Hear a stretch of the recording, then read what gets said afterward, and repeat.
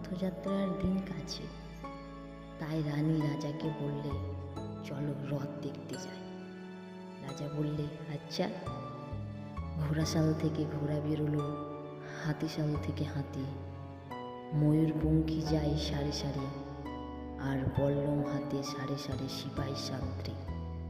দাস দাসী দলে দলে পিছে পিছে চলল, কেবল বাকি রইল একজন, রাজার বাড়ির ঝাঁটার কাঠি কুড়িয়ে আনা তার কাজ। সর্দার এসে দয়া করে তাকে বললে, ওরে তুই যাবি তো আয়। সে হাত জোর করে বললে, আমার যাওয়া ঘটবে না। রাজার কানে কথা উঠল, সবাই সঙ্গে যায়, কেবল সেই দুঃখীটা যায় না। রাজা দয়া করে মন্ত্রীকে বললে, ওকেও ডেকে নিও। রাস্তার ধারে তার বাড়ি। হাতি যখন সেইখানে পৌঁছল, মন্ত্রী তাকে ডেকে বললে, ওরে দুঃখী, ঠাকুর দেখবি চল। সে হাত জোর করে বলল, কত চলব? ঠাকুরের দুয়ার পর্যন্ত পৌঁছই এমন সাধ্য কি আমার আছে?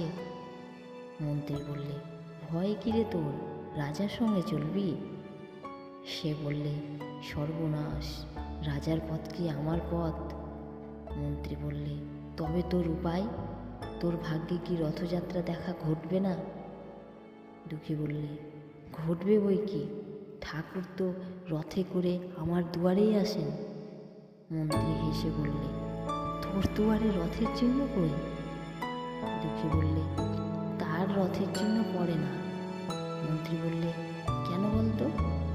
দুঃখী বললে, তিনি যে আসেন পুষ্পক রথে চড়ে।